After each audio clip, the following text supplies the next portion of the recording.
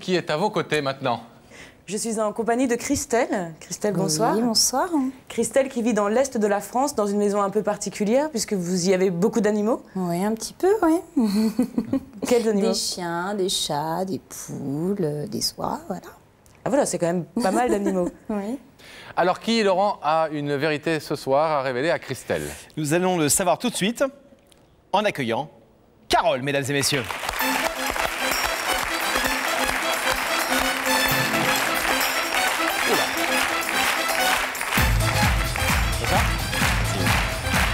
Bonsoir, bienvenue. Bonsoir Carole. Bonsoir. Bonsoir lieutenant. Oui. Un petit peu. Un petit peu, oui. Moi je fais gaffe parce que j'ai des PV à faire sauter éventuellement. On ne fait pas sauter ces PV, Ça marche on les plus paye. Vous êtes lieutenant de police. Oui. En fait comme ça? Non, c'est pas obligé. C'est ce pas soir, obligé, non. D'accord. Et vous êtes surtout, et c'est pas pour ça qu'on vous a invité bien Voilà. sûr, vous êtes surtout une maman Voilà. d'un petit garçon Mm. qui s'appelle Antoine. Antoine. Alors qui est Christelle que nous venons de voir et est-ce qu'elle a un lien avec Antoine?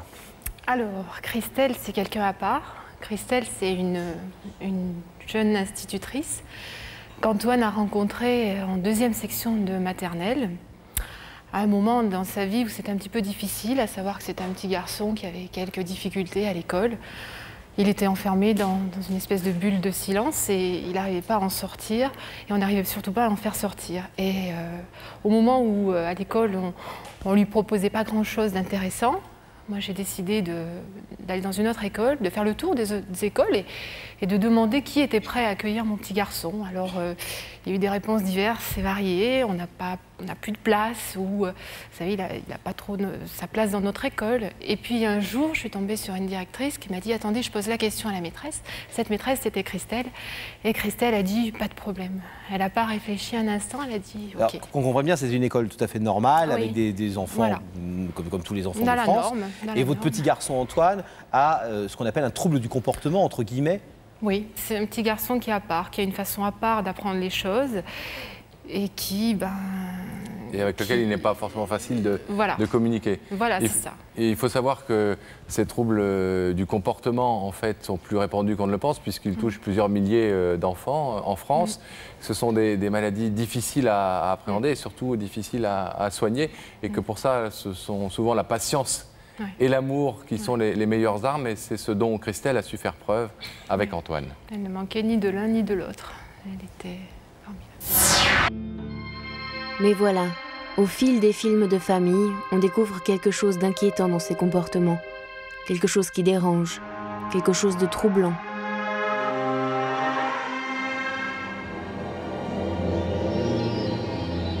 Alors, comment faire quand on se retrouve sur le chemin de l'école ?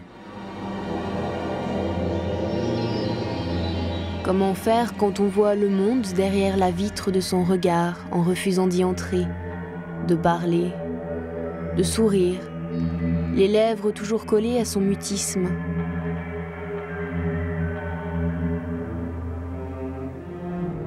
Comment faire quand on n'est pas un enfant comme les autres ?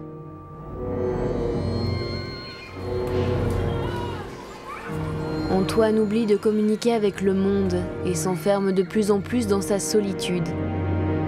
De photos de classe en photos de fête.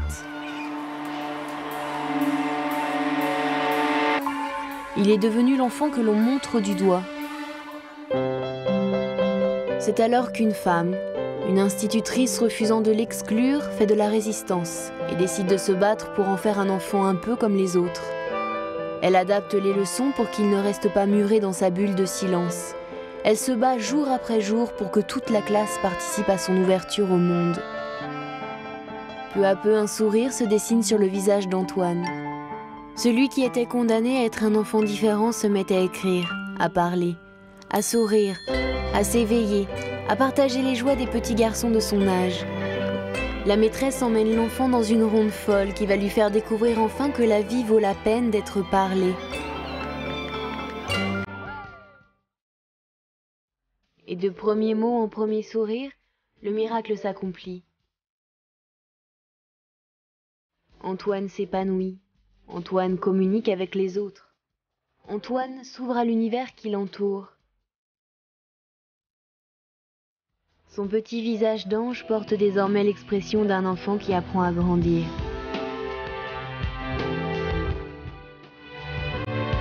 Sa maîtresse a sauvé Antoine, et ce soir, il va lui parler.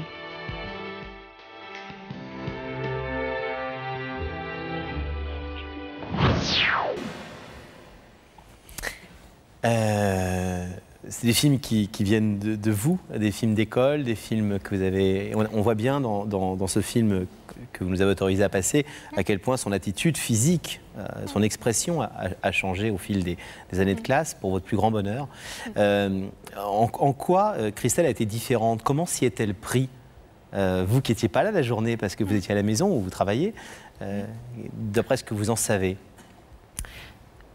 Christelle, en fait, elle avait ce petit plus, en fait, une petite dose d'amour, ce que vous disiez tout à l'heure, une petite dose de patience, beaucoup de tendresse.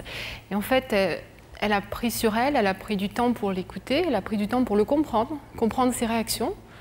Et ensuite, elle a adapté son programme, parce qu'Antoine, il a sa façon propre de progresser. Il ne progresse pas comme tout le monde, mais il apprend des choses.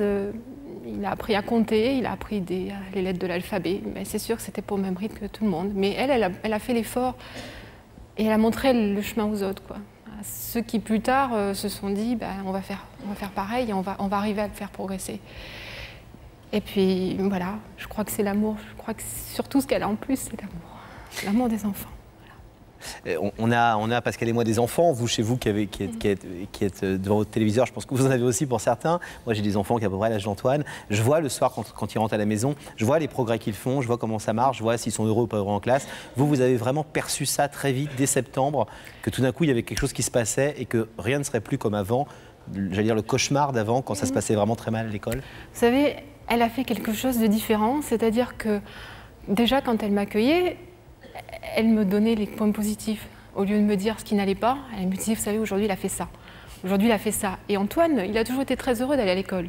Mais Antoine, à 3 ans et demi, quand il est rentré dans sa classe, il ne disait pas un mot, rien, pas un mot. Et au bout de 3 mois, Antoine, il m'a dit maman. Et c'est beaucoup.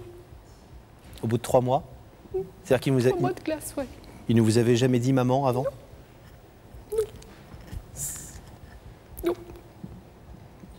Ça, tout va bien, prenez votre temps. Vous voulez un petit peu d'eau, vous voulez quelque chose, c'est bon?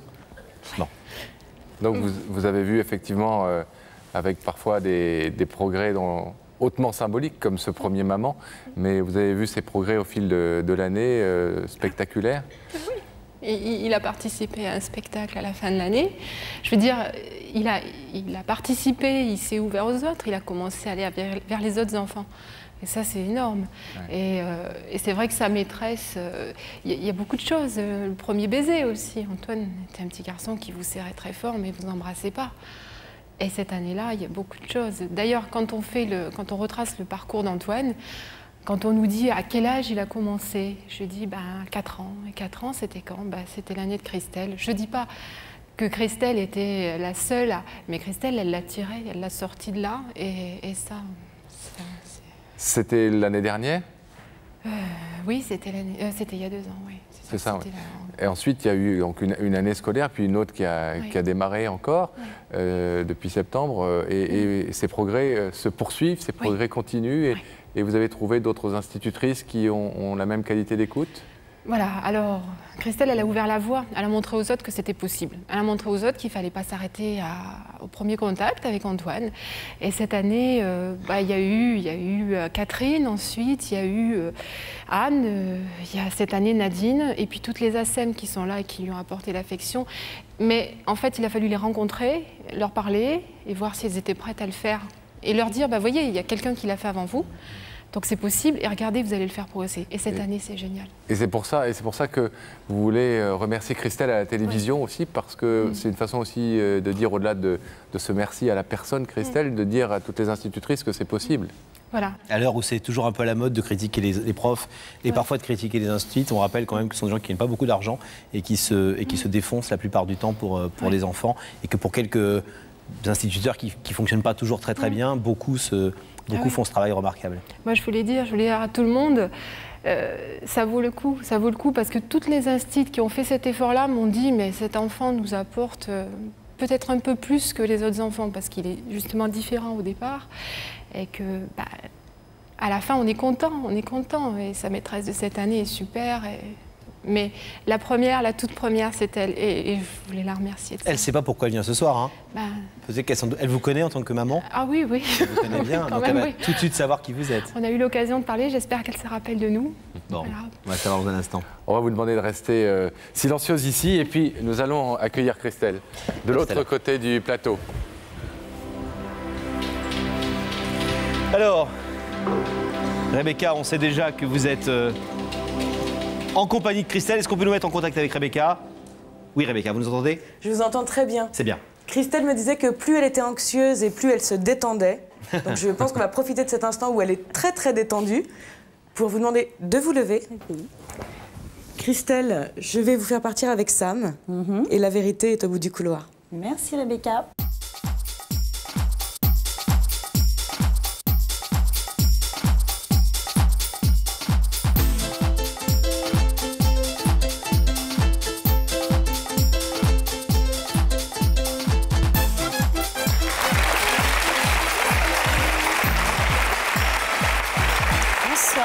Bonsoir Christelle, bienvenue.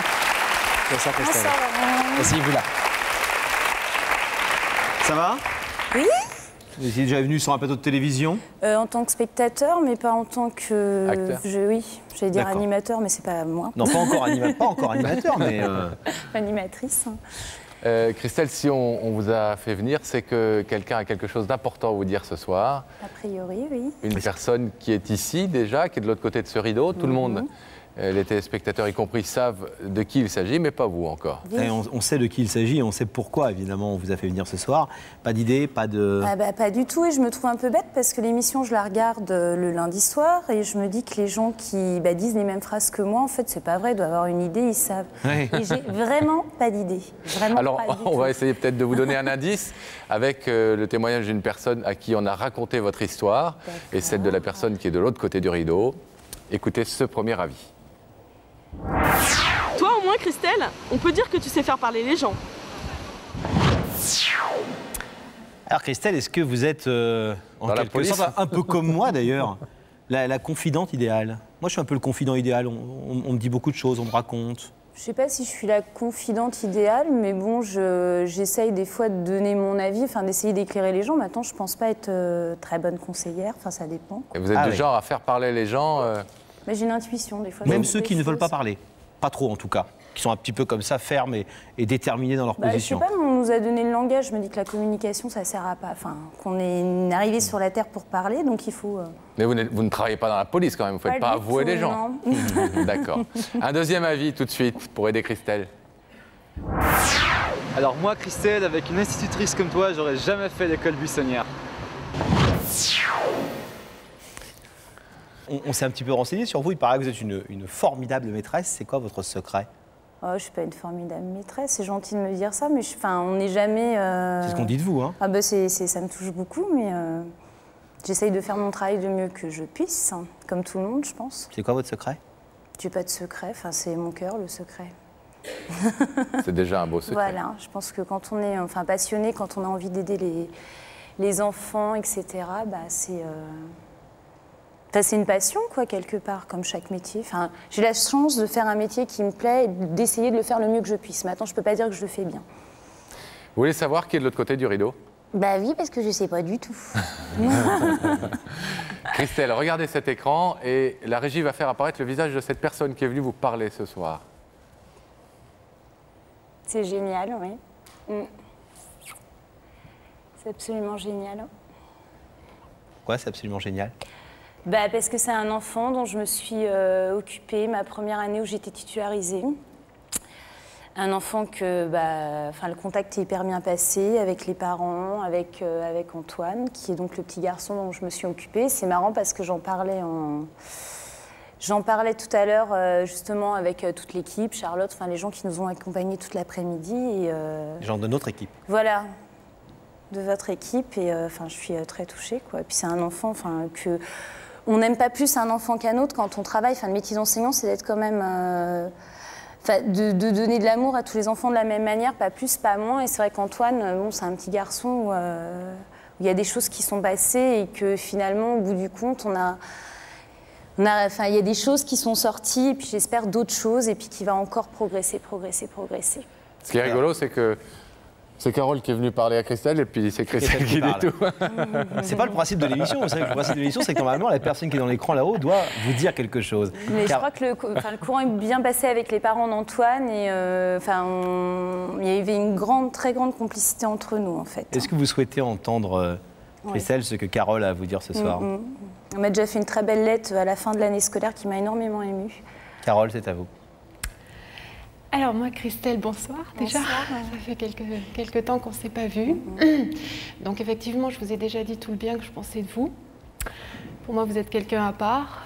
Vous avez accepté d'accueillir Antoine dans votre classe alors que beaucoup de monde lui fermait les portes de l'école, alors même qu'il avait 3 ans. Donc grâce à vous, il a bien voulu sortir de sa petite bulle, là où il était très bien et où il n'avait pas du tout envie de communiquer avec les autres. Donc vous avez été celle qui a eu ce petit plus qui fait d'un enseignant qu'il est au-dessus de la mêlée, et qu'il est à part et qui fait qu'on s'en souvient des années après. Antoine se rappelle très bien de vous et il sait très bien dire Christelle maintenant. Voilà, et puis Antoine, il progresse. Vous lui avez donné cette place qui est si difficile à avoir au milieu des autres, de ceux qui sont dans la norme. Alors, vous êtes un exemple à suivre, je crois. Et je voulais dire à tous les parents, vous n'avez peut-être pas la chance d'avoir rencontré votre petite Christelle, mais ne vous découragez pas. Je suis sûre qu'elle existe ailleurs. Il y a eu d'autres Aristides après qui, comme vous, ont donné quelque chose à Antoine. Et surtout vous dire qu'à nous, vous nous avez donné quelque chose qui n'a pas de prix et qui fait... C'est pour ça que je suis là ce soir. Vous nous avez donné l'espoir et je voulais vous dire merci parce que vous êtes la bonne fée d'Antoine. C'est gentil, merci beaucoup. Carole.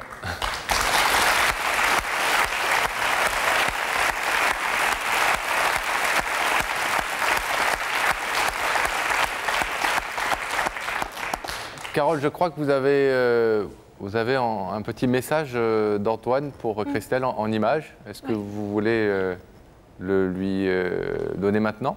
Oui, je peux bien, oui. Alors, s'il vous plaît, en régie, on envoie le message d'Antoine pour son institutrice Christelle.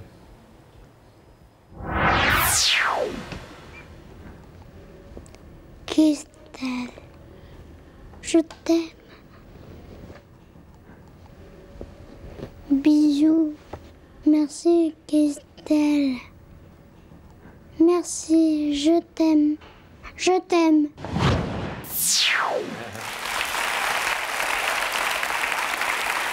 Ah, quand il dit je t'aime, il dit je t'aime, hein.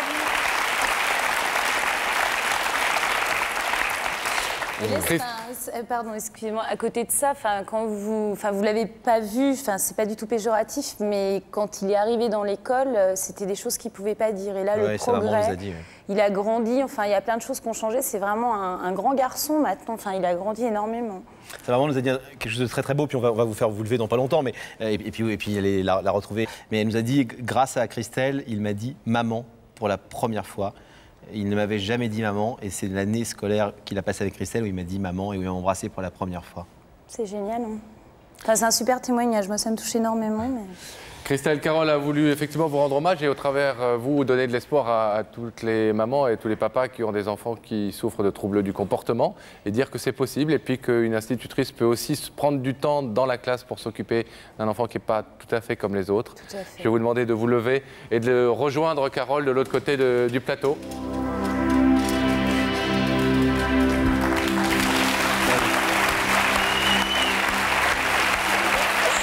Merci beaucoup. J'aurais aimé le serrer dans mes bras. Il est là? Il est là? Il est où? Il est en coulisses, mais je vais le serrer dans mes bras. C'est génial. En fait, j'ai aussi quelque chose pour vous. En fait, encore un cadeau? Oui, c'est un cadeau, mais cette fois, c'est un cadeau d'Antoine. Oh. Et un petit peu de moi, mais surtout d'Antoine. Et vous vous rappelez, vous lui avez appris à tenir un crayon, vous vous rappelez? Vous m'avez dit, ça y est, maintenant, il sait, il pince comme ça. Complètement. Et bien alors maintenant, ça c'est son petit cadeau à lui. Merci pour vous montrer qu'il a bien appris et que ça lui a... Et que... Je vais le montrer à la caméra. Un coloriage d'Antoine. Voilà. Chose qu'il n'était pas du tout capable de faire. C'est génial. Merci beaucoup. Bravo à vous deux, bravo pour ce que vous faites, Christelle. Super. On va vous laisser repartir parce que je crois que Antoine n'est pas très loin. C'est le moment d'entendre une nouvelle vérité, une histoire assez extraordinaire, Laurent. Et oui, une histoire que va nous raconter quelqu'un que nous allons recevoir maintenant et qui s'appelle André, mesdames et messieurs.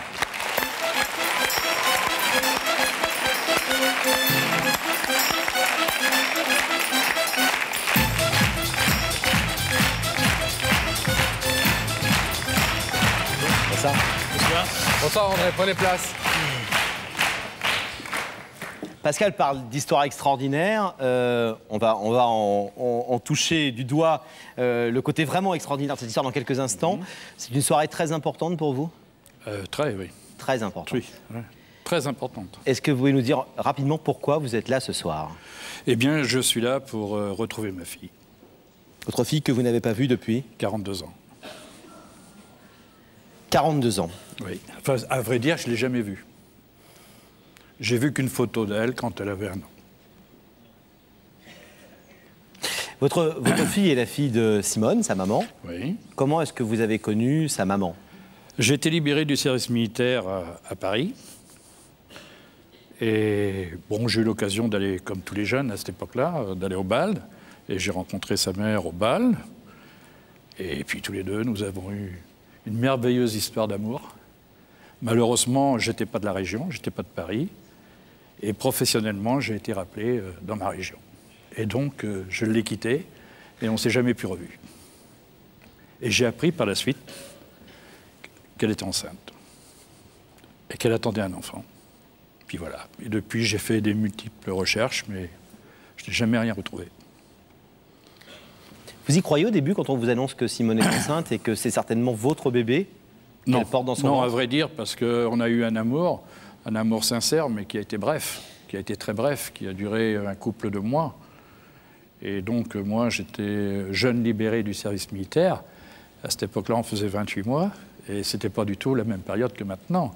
Donc, je ne croyais pas à cette histoire. J'ai cru au début que c'était peut-être un argument pour me retenir. Mais malheureusement, les obligations professionnelles m'appelaient ailleurs, et je n'avais pas le choix. J'étais obligé de partir. Mais un jour, quand même, André, 1 ou 2 années après, je crois, on vous montre des photos de ce bébé. Oui, c'est-à-dire que par la suite, j'ai eu l'occasion de revenir sur Paris, professionnellement, mais enfin pour 48 heures. Et là, je me souviens plus comment j'avais eu son adresse, mais j'étais la voir. Simone. J'étais voir Simone, et donc elle m'a montré une photo, la photo du bébé. Et là, quand vous voyez les photos de cet enfant, j'ai aucun doute. Vous n'avez aucun doute, c'est bien. Ouais. Votre fille, vous en êtes persuadé. Ouais. Mais là, le destin vous joue un tour bien curieux sous la forme d'une voiture volée. Regardez. Ouais. Voici comment le vol d'une voiture a changé une vie. À l'époque, j'étais représentant. Ça aurait pu être une voiture comme celle-ci, mais évidemment, c'était il y a 40 ans. Ma voiture, c'était mon appartement. Il y avait plein de cartons, il y avait des valises, il y avait également des documents de famille. Je voyageais sur toute la France et un soir, je me suis garé devant un hôtel. Et le lendemain matin, quand j'ai voulu reprendre ma voiture, elle avait disparu. Et alors là, c'était la catastrophe. Ça a été un moment terrible. On m'a volé ma vie. Alors qu'il était militaire à Paris, il y a 42 ans naît la première fille d'André. Et le trésor qu'il gardait dans cette voiture était l'adresse qui lui donnait l'espoir un jour de retrouver sa fille. J'ai passé des heures sur le Minitel pour essayer de trouver quelques traces. J'ai cherché dans Paris si je retrouvais l'adresse pour pouvoir interroger les voisins, pour pouvoir interroger quelqu'un, pour savoir s'il connaissait quelque chose de cette femme. La seule solution que j'avais, c'est de retourner à la poste où elle travaillait. Elle avait été mutée et j'ai pas pu savoir où. Il m'était totalement impossible. Et là, du fait que j'avais aucun moyen pour la retrouver, je savais que c'était terminé. C'est très dur de savoir qu'on a un enfant et de voir qu'on risque un jour de partir et sans avoir malheureusement connu cet enfant. Il n'y a pas une journée où je ne pense pas à elle. Je sais qu'elle est là. Je l'ai toujours ressenti. C'est tout simple ce que j'ai à lui dire. c'est que je l'aime. Je l'ai toujours aimée, j'ai toujours pensé à elle, je ne l'ai jamais oubliée. Vous êtes ma dernière chance. Je ne sais pas si on est votre dernière chance, on le souhaite. On a essayé de mettre en œuvre les choses. En tout cas, vous allez avoir la réponse dans quelques instants. En 42 ans, vous n'avez eu ni nouvelle de Simone, ni nouvelle de ce bébé qui a grandi et qui donc a 42 ans aujourd'hui. Aucune nouvelle. Et puis la vie faisant, malgré toutes les recherches que j'ai faites, j'ai même au Minitel, je savais qu'elle avait été élevée bébé dans le Berry. Et au Minitel, j'ai fait des recherches sur le nom de la maman. Et j'ai jamais rien trouvé. Vous avez reconstruit votre vie, j'imagine, bien sûr. Oui, depuis 42 ans. Bien sûr, j'ai reconstruit ma vie et j'en ai toujours parlé d'ailleurs à mes proches. Ma femme est au courant, mes enfants sont au courant. Vous n'avez pas caché ce passé? Ah non, absolument pas. Vous avez d'autres enfants? Et ils m'ont encouragé d'ailleurs à venir à cette émission. Parce qu'ils m'ont dit, non papa, depuis le temps que tu en parles, il faut absolument que... Tu résolves ce problème. Voilà, parce que disons que c'est une angoisse permanente. Je me dis, bon, un jour, les années passent. Hein, et puis bon, ce serait quand même dommage de partir comme ça, tout en sachant qu'on a un enfant et qu'on ne l'a jamais vu. Quoi. Combien d'enfants? J'en ai 3, donc... 2 plus une? Voilà. Non, 3 plus une. 3 donc 4 en tout. Voilà, 4 quoi. Et ils sont prêts à accueillir à bras ouverts cette demi-sœur? Absolument, parce qu'ils m'ont téléphoné cet après-midi pour m'encourager, pour me dire on est avec toi, j'espère que tu vas nous la ramener. Vous décidez de faire appel à notre équipe, oui. Quand vous voyez notre émission. Vous vous dites, eux vont peut-être retrouver. À vrai dire, non, je n'y croyais pas. Parce que j'avais fait tellement de démarches, et je n'étais jamais abouti à quoi que ce soit. Et franchement, quand Julien, qui est la personne qui a recherché, m'a dit que... Julien qui est un de nos journalistes. Hein. Voilà. Écoutez, quand il m'a dit ça, je me souviens, j'étais au bureau. Je me suis dit, c'est pas vrai, c'est pas possible. Et donc, alors, on dit tout de suite pour que les téléspectateurs comprennent bien, notre éthique, entre guillemets, la morale veut qu'on ne vous ait pas menti sur le fait qu'on l'ait retrouvé ou pas retrouvé. On l'a depuis l'été cherché, etc. Nous avons retrouvé, localisé votre fille. Ce qu'on ne vous a pas dit, c'est si elle est là ce soir ou pas. Mais en tout cas... Je pense qu'elle est là. Vous pensez qu'elle est là? Ouais, j'ai le pressentiment. Ah, on va le voir dans quelques instants. Ouais, j'ai le pressentiment. C'est vrai que notre équipe a beaucoup recherché. Oui.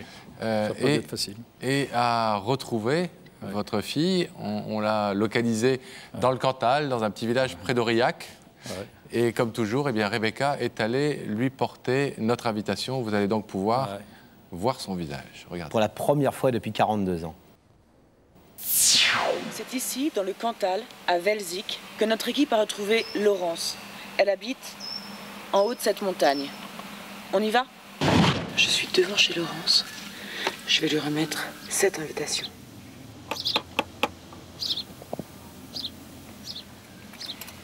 Apparemment, Laurence n'est pas là.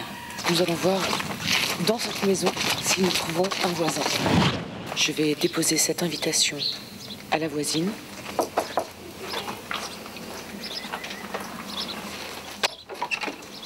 Bonjour, je suis Rebecca de Y'a que la vérité qui compte. Oui. Vous êtes la voisine de Laurence? Oui. Je me permets de vous déposer cette invitation pour elle, afin qu'elle participe à l'émission. Oui. Je vous la remets. Il est très important que vous la remettiez en main propre. D'accord. Je compte sur vous? Oui, il n'y a pas de problème. Je me permets juste de vous poser une petite question. Est-ce que vous auriez, par hasard, une photo ou des photos de Laurence? Oui. Je vous attrape ça. Merci beaucoup.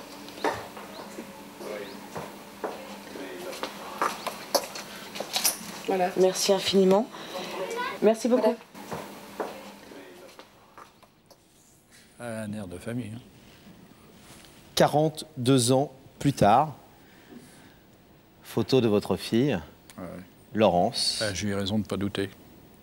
Qui habite à Velzic, près d'Aurillac, dans une belle région. Vous dites j'ai eu raison de ne pas douter. Vous trouvez qu'il y a une ressemblance frappante avec une vos de mes autres filles, enfants?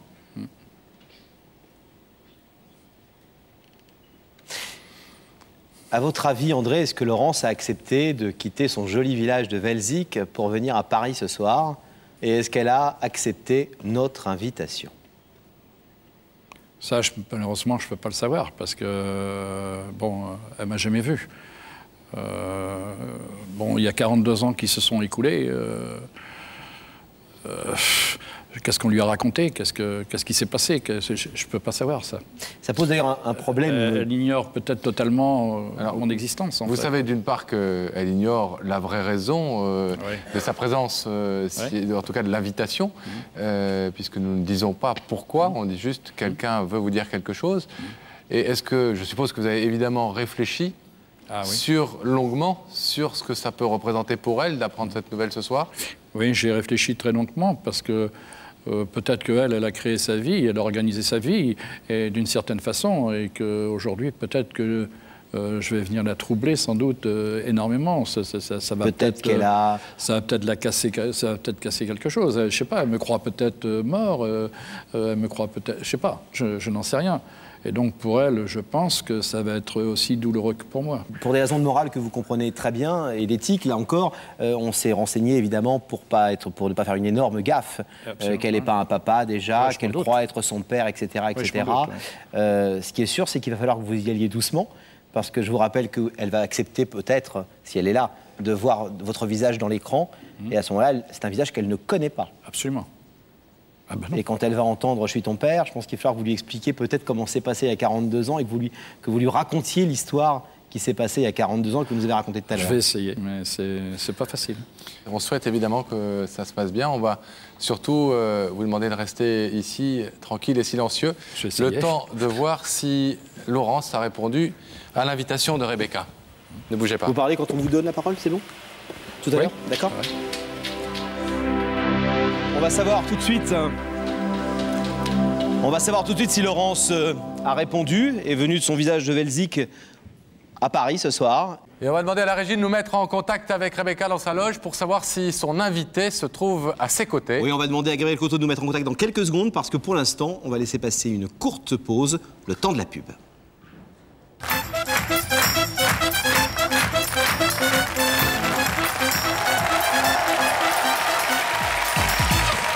Retour sur le plateau de Y'a que la vérité qui compte. Merci d'être fidèle à notre rendez-vous du lundi soir. Et nous allons donc maintenant rétablir la liaison avec Rebecca dans sa loge pour savoir si son invité a répondu favorablement à la demande de Y'a que la vérité qui compte. Rebecca, est-ce que vous nous entendez? Je vous entends très bien, Pascal et Laurent. Je suis dans cette loge et toujours hermétiquement fermée. Mais je ne suis pas seule, car Laurence a accepté notre invitation. J'ai eu beaucoup de mal quand même à vous retrouver. Enfin, toute notre équipe a eu du mal à vous retrouver, Laurence. Est-ce que ça va? Oui, ça va. Laurence, elle a une passion dans la vie, elle fait du théâtre, donc je pense qu'elle va très bien gérer ce stress qui la prend. Peut-être? Peut-être. Je vais vous demander de vous lever, Laurence. Et de rejoindre Sam, qui se trouve ici. Et la vérité, comme vous le savez, Laurence, est au bout du couloir.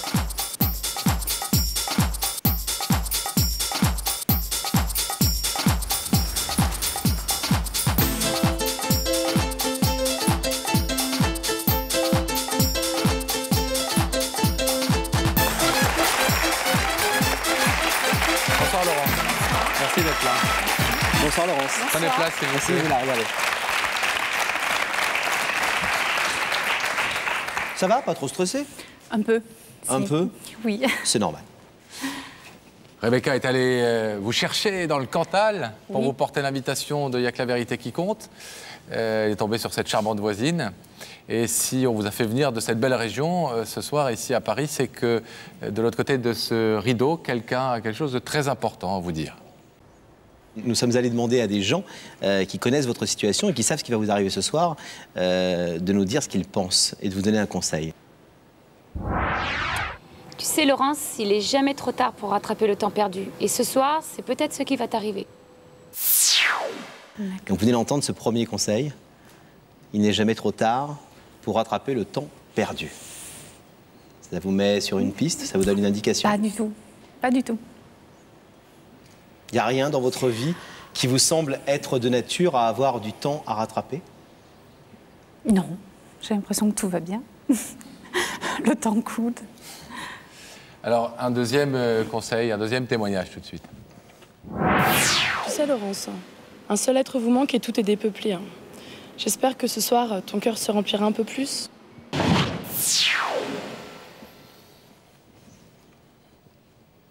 qu'il y a un être qui vous manque dans votre entourage, Laurence? Non. Non. Non, je vois pas du tout. Non, vous ne croyez pas du tout? Non, je pense pas. J'ai tout mon entourage autour de moi. Et celui-là me suffit. Donc cette phrase-là est une phrase qui n'a pas de résonance en vous? Pas particulièrement, non. Est-ce que vous voulez savoir, Laurence, qui se trouve de l'autre côté de ce rideau qui vous a fait venir ce soir? Ben, j'aimerais bien, oui. Alors je vais vous demander de fixer cet écran et nous allons faire apparaître le visage de cette personne.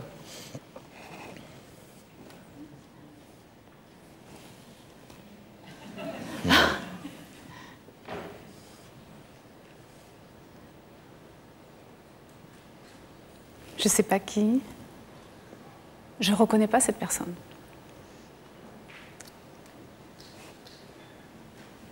Visage qui ne vous dit rien?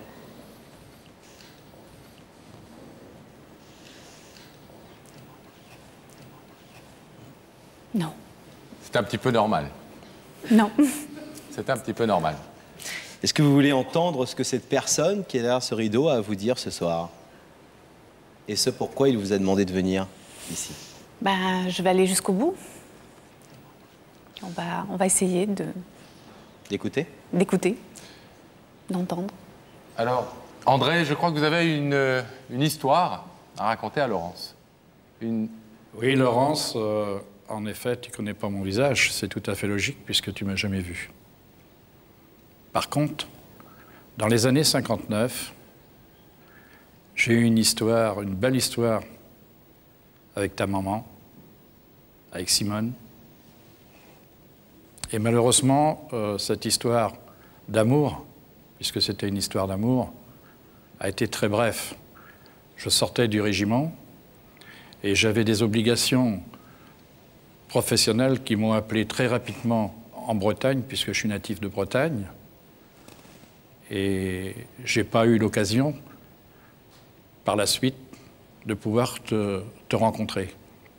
Et quelques mois après, quelques 18 mois après, en effet, j'ai vu une photo de toi.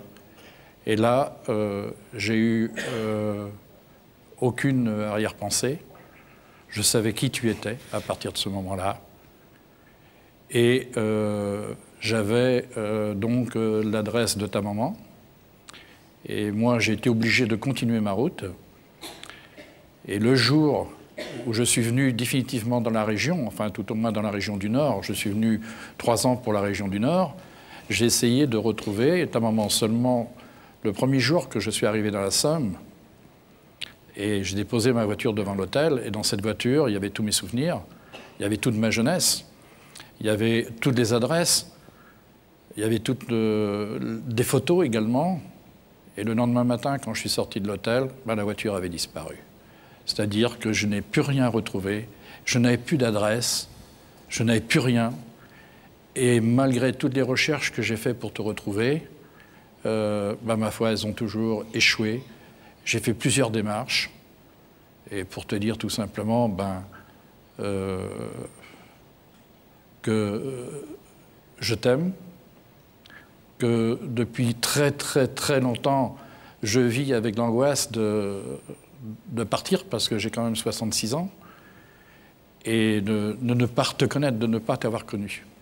Alors aujourd'hui, ben, je t'aime, j'aimerais bien te serrer dans mes bras, et je t'ai toujours aimé, et je voudrais te dire tout simplement ben, que je suis ton père. Bon, là, les bras m'en tombent. Excusez-moi, mais je craignais un petit peu ça, quand même, cette approche, parce que ça fait quand même 42 ans que j'existe. Vous n'avez pas essayé de recontacter ma mère? Si. Parce que... Plusieurs fois, j'ai essayé. Moi, je n'ai pas essayé de savoir, parce que je pense qu'elle a énormément souffert de ça. Et j'ai respecté son silence, c'est-à-dire que je n'ai jamais rien demandé sur vous. Il y a des choses désagréables qu'elle m'a dit, mais des phrases comme ça. Parce que je pense que votre histoire l'a pas mal perturbée. Certain. Et je pense que son aversion et Le fait qu'elle... Enfin, je dis des choses privées, là, je sais pas. Alors, Je dites vais, un ce que petit vous peu voulez loin. dire. Je vais un petit peu loin quand même. Hein. Ah, c'est une soirée importante pour vous quand même, Laurence, non? J'avoue que c'est... Je m'y attendais. J'avais un doute. Bon, continuez à dire ce que vous avez envie de dire. Et le fait qu'elle n'ait pas refait sa vie avec un homme, je pense que ça vient de ça. Ça vient de vous et puis de votre histoire avec elle. Mais je ne connais rien de votre histoire. Je ne sais absolument rien. Alors, aujourd'hui, moi, je ne sais pas quoi dire parce que ça amène à quoi de se retrouver? Je vous pose la question. J'ai fait ma vie, il y a eu un moment où j'ai eu besoin de vous, mais vous n'étiez pas là. Alors,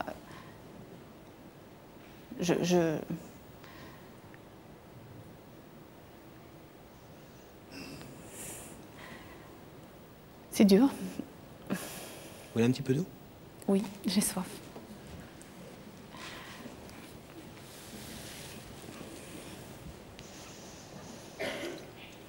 Qu'est-ce que vous avez rien à dire? Vous dites rien? Dites-moi des choses, je sais pas. Non, je vous écoute car effectivement, je pense que l'histoire, d'après ce que j'ai entendu, on n'est pas là pour aujourd'hui pour donner peut-être plus d'explications qu'il faut en donner. Il y a une chose qui est certaine, je peux te dire qu'il a toujours été question de toi à la maison. Tu as 2 frères, tu as une sœur, nous avons toujours parlé de toi et ils m'ont encouragé pour venir à cette émission parce que, en fait, tu n'as jamais été oublié. Mais il y a eu des circonstances qui ont fait, et je peux t'assurer qu'on t'a cherché, parce que je n'ai même pas été tout seul à te chercher. On a passé des journées entières déjà sur le Minitel pour retrouver ta maman, puisque dans le fond, on connaissait surtout ta maman. Mais vous ne saviez pas où elle était? Où est-ce qu'elle habitait? Où est-ce qu'elle était née? Non, parce que la dernière adresse que j'avais de ta maman, c'était elle travaillait à la poste de Kremlin-Bicêtre. Je suis retourné à la poste de Kremlin-Bicêtre quelques années plus tard.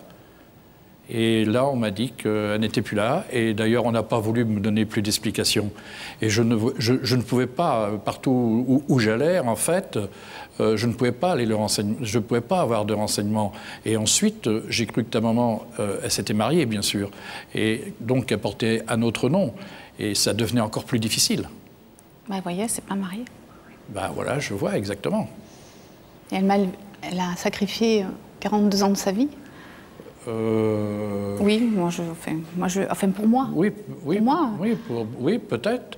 Maintenant, si elle t'a raconté l'histoire, je pense que c'est peut-être dommage. Non. Il aurait peut-être mieux fallu peut-être qu'il faut combler ce moment. Et peut-être que tu comprendras certaines choses. Et peut-être que ce sera plus facile pour toi d'accepter autre chose. Maintenant, je vais te dire une chose. Quant à moi, personnellement, tu vois, je souhaiterais que tu fasses ouvrir ce rideau. Parce que depuis 42 ans, peut-être pas depuis 42 ans, mais au moins depuis 40 ans, je vis avec cette angoisse. J'ai 66 ans, je vis avec cette angoisse de partir un jour et de ne pas t'avoir connu. Tu as une famille également, du côté de ton père, qui est prêt à t'accueillir, je peux t'assurer. Et peut-être que c'est très important pour toi, peut-être qu'il t'a quand même manqué quelque chose. Non, parce que j'ai su combler ce manque. Ma mère a su combler ce manque par son amour pour moi. Tu as des enfants? Non, j'ai pas d'enfants. J'ai pas voulu en avoir. C'est un choix. C'est un choix qu'on a fait avec mon mari. Oui, bien sûr. Ce qu'on peut vous dire, nous, Laurence, ce soir, parce que c'est toujours compliqué d'avoir des mots sur un moment aussi lourd, aussi compliqué. Oui, c'est très compliqué. Un vrai moment de vérité. Et qu'on n'est pas là pour entendre des choses que vous pourriez vous dire. Exactement. Ou peut-être, vous allez nous dire tout à l'heure que vous n'avez pas envie de les entendre, mais vous dire dans le privé, et ça ne nous regarde pas. Ce qu'on peut vous dire sur André, c'est que ça fait des semaines qu'on travaille avec lui, que notre équipe travaille avec lui. C'est un homme bien, que c'est quelqu'un qui a porté ça et qui aurait pu oublier cette histoire, et qui a fait cette démarche de faire cet effort considérable en sachant ce qu'on peut penser de lui, ce que les téléspectateurs peuvent penser de lui ce soir. Les gens qui abandonnent une femme avec un enfant, même si l'abandon n'est pas avéré, en l'occurrence, c'est jamais bien jugé. Il a pris ce risque-là. Il a sa famille aussi, il a une femme à qui il n'a jamais menti, il a des enfants à qui il n'a jamais menti. Je peux dire que, aussi également que tu es le portrait craché d'une de tes sœurs. Ce qui est sûr, Laurent, c'est que avant d'essayer de vous faire venir, on a voulu être certain de la sincérité de la démarche d'André et du fait qu'il avait fait effectivement des recherches. Et ça, on a pu le constater, effectivement. Même si ces recherches, malheureusement, pour vous deux, sans doute, ont été vaines.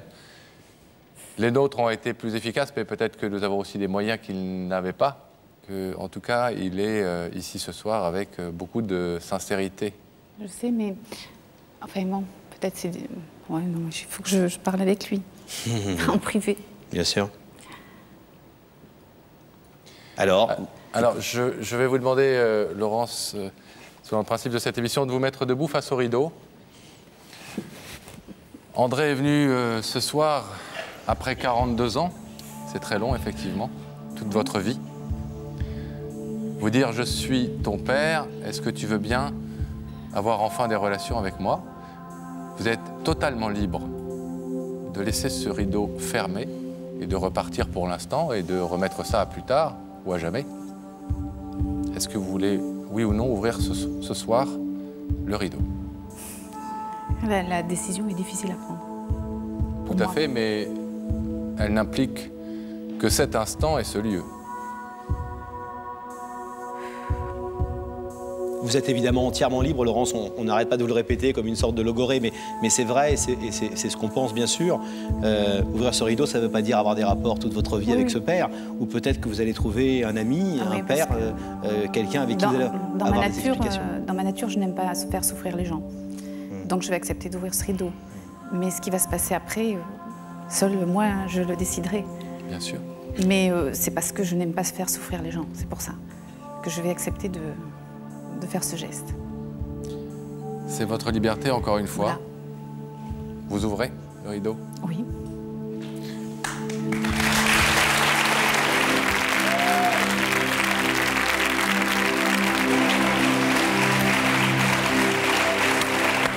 Alors, je peux t'embrasser? Oui.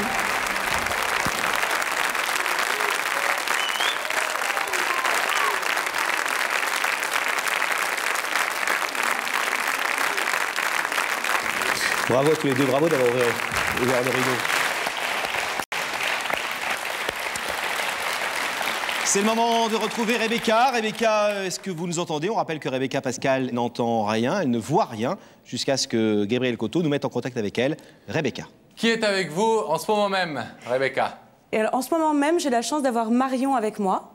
Marion, bonsoir. Bonsoir. Marion a 17 ans, elle vient de Dijon.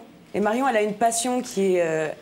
la sienne, et qui est, Marion? La photo, tout ce qui est casting. Vous faites des castings, des défilés? Voilà, tout à fait, dans le cadre de Miss, en fait. Et quelques défilés dans ma région. D'accord. Et vous arrivez à concilier les défilés, les études, puisque vous êtes en terminale? Oui, scientifique, oui. C'est conciliable? Et pas de problème, oui. D'accord.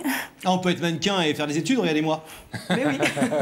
Une tête bien faite et une tête bien pleine. Merci Rebecca et Marion, on vous retrouve dans un instant. Alors qui a une vérité ce soir à révéler à Marion? Nous allons le savoir tout de suite en accueillant, mesdames et messieurs, Thomas.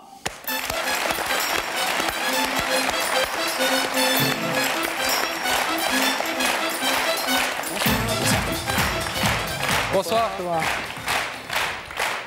Ça va bien, Thomas? Ça va très bien. Bon. Si je peux me permettre, oui. Vous avez le même regard que mon père. Moi? Oui. D'accord. Ça me rajeunit pour à la fois. Il n'a pas dit le même âge non plus. Mais ça me fait plaisir. J'ai que 19 ans. Vous avez très bien. J'en ai un peu plus de 2 fois votre âge, donc ça me fait très plaisir que vous disiez ça. J'espère en tout cas que ça vous rassure. Vous êtes un petit peu tendu, nous disiez-vous tout à l'heure en coulisses. Un petit peu. Vous allez nous dire qui est la magnifique jeune fille que nous venons de voir aux côtés de Rebecca et qui s'appelle Marion. C'est mon ex-petite amie, mais également mon ex-fiancé. Pourquoi est-ce que vous êtes là ce soir? Pour essayer de la reconquérir. Parce que c'est terminé entre vous? Ça s'est terminé il y a 1 an. Ça s'est terminé il y a un petit peu plus d'1 an. Comment est-ce que vous vous étiez rencontrés tous les deux? Alors c'est assez amusant parce que, en fait, c'est une amie qui me l'a présenté. Et Marion est une très jolie fille, vous avez pu le voir là. Je me suis dit, j'ai aucune chance. Donc, j'ai même pas cherché. Et je lui ai un petit peu parlé. Et 2 jours après, cette même amie me recontacte et me dit Marion a flashé sur toi, elle a quitté son petit ami pour toi. Donc là, ça a été... 2 jours après? 2 jours après. 2 jours après. Et elle l'a quitté le lendemain même. Donc j'ai été surpris. Bon, j'ai bien sûr demandé un petit peu à la connaître avant, mais une semaine après, on était ensemble. Ah, pas mal. Voilà. C'est rapide. Assez. C'est bien. Il y a un très beau film qui s'intitule « Trop belle pour toi ». Vous avez vécu une très belle histoire d'amour, Thomas, avec une jeune fille que vous trouviez peut-être un petit peu trop jolie et indépendante pour vous, mais qui vous manque beaucoup aujourd'hui. Ouais. En rencontrant Marion, Thomas n'aurait jamais imaginé qu'une chose aussi belle pouvait lui arriver. Ils étaient voisins, ils sont devenus amoureux. Pour Thomas, la reine de beauté devient l'élu de son cœur. Au début timide succèdent les rencontres passionnelles. Et bientôt, leur amour est si fort qu'ils décident de se fiancer en secret.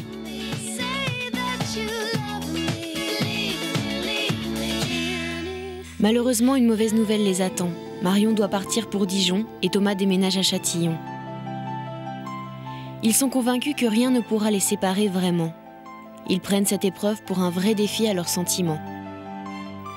La relation à distance ne leur fait pas peur et chaque jour, ils vivent leur passion par correspondance. Les kilomètres les séparent, mais eux connaissent tous les raccourcis des mots d'amour qui les rapprochent. Thomas se sent fort et c'est pourtant lui qui va craquer et ne plus supporter les week-ends passés ensemble dans l'année. Celui qui se voulait le plus fort se découvre le plus faible. Fini les mots d'amour, c'est par téléphone qu'il annonce à Marion que c'est fini. La distance a créé en lui un sentiment de jalousie qu'il ne supporte plus. Mais aujourd'hui, 1 an après cette rupture, Thomas ne parvient toujours pas à oublier Marion.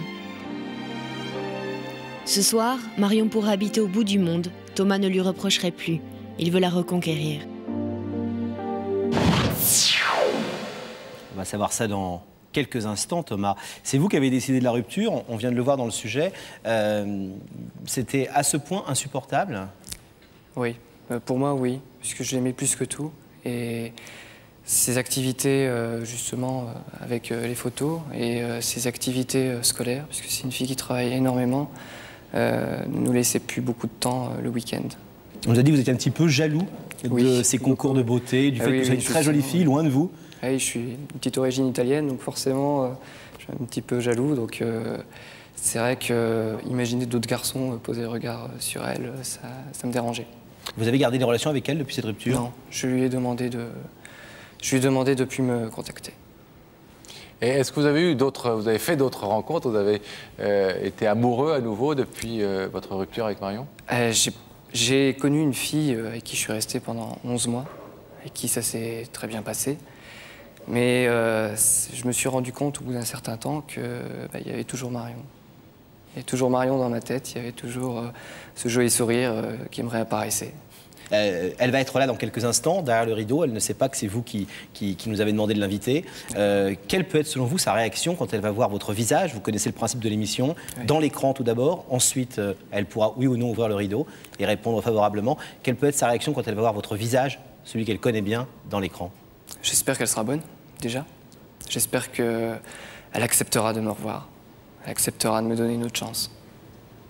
Alors, quelle va être la réaction de Marion? Thomas, on va le savoir dans quelques instants. Vous allez rester encore quelques minutes patiemment assis et silencieux ici.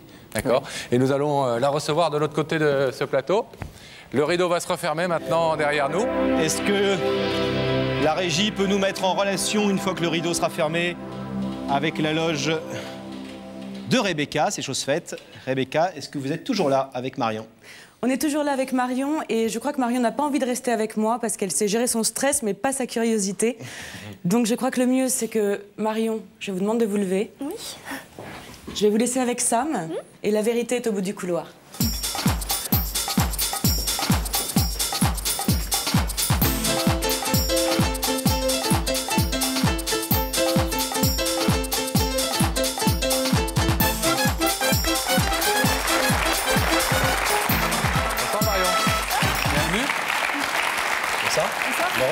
Asseyez-vous.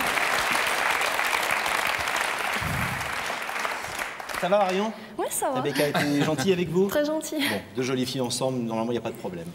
Alors, Marion, vous le savez, si vous êtes ici ce soir sur notre plateau, c'est que de l'autre côté de ce rideau, là, ce rideau qui est opaque, vous ne pouvez pas voir au travers, quelqu'un a quelque chose d'important à vous dire et nous a demandé donc de vous faire venir. Est-ce que vous croyez que c'est une bonne ou une mauvaise nouvelle? Ben, j'espère une bonne surprise. Vous espérez une bonne surprise? Depuis que Rebecca vous a invité, vous vous êtes posé peut-être des questions depuis que vous savez que vous allez passer ici ce soir? Oui, beaucoup de questions, oui. Je me demande vraiment pourquoi. Il y a tout le monde autour de moi me dit je sais pas, je sais pas du tout ce qui se passe.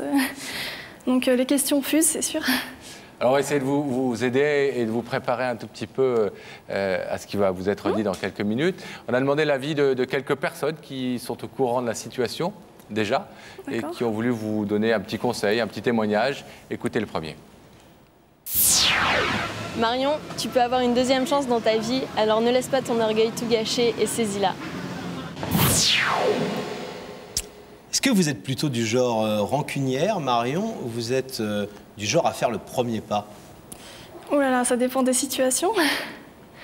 Rancunière, oui, ça dépend vraiment des situations. Qu'est-ce que vous entendez par... J'ai pas le droit de vous en dire plus. Vous avez pardonné? Ben oui, je pense. On me dit que des fois, je pardonne un peu trop vite, mais des fois, c'est l'inverse. Ah, on pardonne jamais trop vite. Non, ça dépend du cas. Alors, un deuxième témoignage, un deuxième avis tout de suite pour vous aider un petit peu plus encore. Marion, t'es très certainement l'une des plus jolies filles de Dijon, mais faudrait pas que ça t'empêche d'être aimée, tu sais. Waouh. Ah, c'est vrai que vous êtes très jolie, Marion. Est-ce que c'est ou est-ce que ça a été un frein déjà à votre vie amoureuse? Un frein à ma vie amoureuse? Non, je dirais plutôt l'inverse. Un accélérateur? Oui. Normal. Oui. Mais bon, c'est sûr, le fait d'être, qu'on me considère belle, on se demande si les garçons qui s'intéressent à moi, bon, c'est évidemment à première vue que pour le physique. Mais bon, non, c'est pas du tout un frein. Marion, voulez-vous savoir qui se trouve de l'autre côté de ce rideau? Ah oui? Oui. Oui. Je vais vous demander donc de regarder dans cet écran et la régie va faire apparaître le visage de la personne qui est venue vous parler. Bonsoir. Bonsoir. Ça va, Marion? Oui, ça va très bien. Enfin... Bonne ou mauvaise surprise? Ben, bonne. Ça me rassure. Est-ce que, Marion, vous souhaitez un peu tendu? Très surprise surtout. Je m'attendais à tout sauf à ça, quoi. Vous savez qui c'est? Oui, c'est mon premier grand amour. Est-ce que vous souhaitez entendre ce que Thomas a à vous dire ce soir, Marion? Oui. Oui? Thomas, Marion, c'est à vous. Oui, merci. Je voulais te dire que je t'ai pas oublié. Et que, plus que tout, mes sentiments sont forts pour toi. Et que j'aimerais beaucoup deux choses. La première, que tu me pardonnes de t'avoir lâchement quitté. Et la deuxième, que tu acceptes peut-être de retenter quelque chose avec moi. Que tu acceptes qu'on lance quelque chose tous les deux. C'est beaucoup te demander, je sais, mais... Alors là, c'est sûr que de toute façon, on peut pas s'être oublié après ce qu'on a vécu ensemble. J'ai pas réussi. Je te l'avoue honnêtement, j'ai pas réussi. Et je sais pas si tu sais, je suis revenu sur 3. Oui, c'est un petit peu ça qui m'a relancé, parce que je suis tombé sur un carton marqué Marion dessus. Et quand je suis retombé sur nos photos, quand je suis retombé sur cette alliance, tu t'en souviens, que tu m'avais offerte. Quand je suis retombé sur tout ça, j'ai craqué et j'arrivais plus à endormir, je m'en suis rendu malade. Oui. C'est beaucoup, pas trop quoi dire. Vous attendiez à cette demande? Alors, pas du tout. Non, pas du tout. Vous attendiez à ce que vous voyez le visage de Thomas apparaître dans l'écran ce soir? Non. Non, pas du tout, non. Thomas nous a expliqué avant que vous n'arriviez sur le plateau que d'abord vous aviez été le grand amour de sa vie, même s'il est encore très jeune, mais enfin bon, apparemment vraiment un grand amour. Et deuxièmement qu'il avait été peut-être effectivement par manque de maturité, trop jaloux, trop impatient, etc. Et qu'il le regrettait, il se rendait compte que ça avait été une erreur. Vous aviez ressenti ça aussi? Oui, très possessif, très jaloux. Et bon, c'est sûr, les premiers mois, on s'y fait, on s'adapte, mais au bout d'un moment, on n'en peut plus. Enfin, on se sent trop prisonnier. Vous lui en avez voulu de la rupture? Oui, mais je m'en suis voulu aussi parce que je pensais aussi que c'était de ma faute, de mon comportement. Enfin, parce qu'en fait, c'est sûr, si on a rompu, c'est surtout pour une raison dont vous devez savoir. C'est sa jalousie vis-à-vis du monde des Miss. Et c'est ça qui a fait craquer. Donc, je me disais peut-être que si j'étais pas allée dans ce monde-là, on serait toujours ensemble, c'est sûr. Mais bon. Marion, vous connaissez le principe de cette émission. Je vais vous demander de vous lever face au rideau. Thomas est venu ce soir pour vous demander à la fois de lui pardonner et de reprendre, ou d'essayer de reprendre une relation avec lui. Vous pouvez librement accepter ou refuser. Si vous acceptez, le rideau va s'ouvrir. Sinon, vous repartez tranquillement chez vous comme vous êtes venu. Est-ce que vous voulez, Marion, oui ou non, ouvrir le rideau? Prenez tout votre temps. Hein. Et en ouvrant le rideau, je m'engage à quoi en fait? Pascal, je pense que tu n'as pas suffisamment été précis. Attendez, vous allez voir. Je crois que la demande de Thomas est claire. Il vous demande de reprendre des relations avec lui et d'essayer, évidemment, parce qu'il n'y a aucune garantie de résultat, mais d'essayer, effectivement, de redémarrer là où peut-être les choses n'auraient pas dû s'interrompre, selon lui. Donc, au moins, effectivement, d'essayer de ressortir, de recommencer une relation amoureuse avec lui. Ce qu'il y a, c'est que je suis prête, c'est sûr, à pardonner ce qui s'est passé. Mais c'est dur comme ça de dire... Enfin, il y a une page qui a été tournée. Donc c'est dur de revenir en arrière. Est-ce à dire que vous allez laisser ce rideau fermé, Marion? Moi, je peux faire qu'une seule chose, c'est le pardonner, puis reprendre contact avec lui, c'est sûr, mais peut-être pas comme il attendrait. En amitié, je veux bien, en bonne amie, mais pas en tant que de personnes qui s'aiment amoureusement.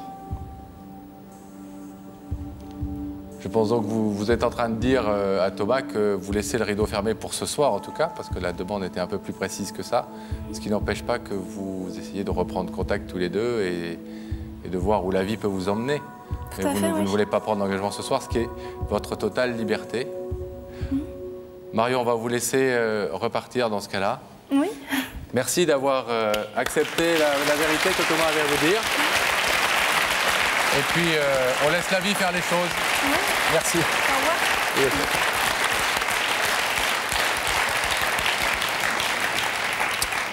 On va demander à la régie... C'est pas toujours nos souhaits qui s'exaucent, hein, Pascal. Ah, non, mais c'est la vie aussi et chacun est libre. On va demander à Gabriel Coteau de bien vouloir rouvrir ce rideau afin que nous puissions rejoindre Thomas de l'autre côté du plateau. Venez, Thomas. Il n'y a pas beaucoup de mots. On vous avait un peu préparé à cette possibilité-là. On vous avait dit peut-être qu'elle ouvrira, peut-être qu'elle le fermera. C'est son libre choix. Je crois qu'elle n'a pas montré d'hostilité à votre égard, en tout cas. On a entendu que Marion vous pardonnait déjà pour cette rupture. Je crois que c'était quelque chose d'important pour vous. Et qu'elle était d'accord pour reprendre des relations a priori amicales. Ouais. Puis moi qui ai l'âge d'être votre père, je vais juste vous dire un petit secret de garçon qu'on partage avec Pascal, c'est que savoir gérer les échecs amoureux, c'est grandir aussi. D'accord, merci. Merci d'avoir accepté. On vous souhaite en tout cas que les choses se passent au mieux. Voilà, merci pour tout. Et bonne chance à vous. Merci Thomas. Alors qui maintenant a une nouvelle vérité à révéler sur ce plateau? Nous allons, Pascal, le savoir tout de suite en accueillant sur ce plateau Jonathan, mesdames et messieurs.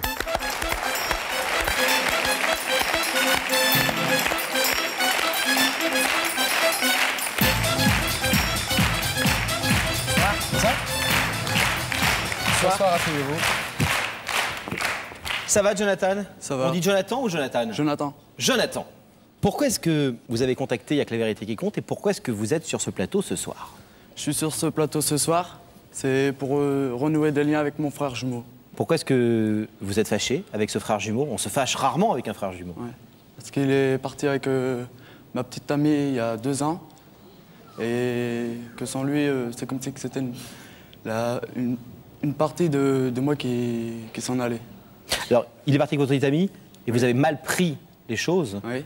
on le comprend. Mais il faut dire que c'est une histoire importante pour lui, c'est ça? Ouais. Il est toujours avec la femme avec qui il est parti. Et vous, entre-temps, vous avez reconstruit votre vie et vous avez, entre guillemets, oublié tout ça. Oui. Et aujourd'hui, donc après 2 ans sans contact, vous avez besoin, Jonathan, de retrouver cette très forte complicité qui vous unissait. Semblance. Il était une fois 2 frères complices qui partageaient tout, jusqu'au jour où une femme est venue briser ce lien fraternel, passionnel qui les unissait.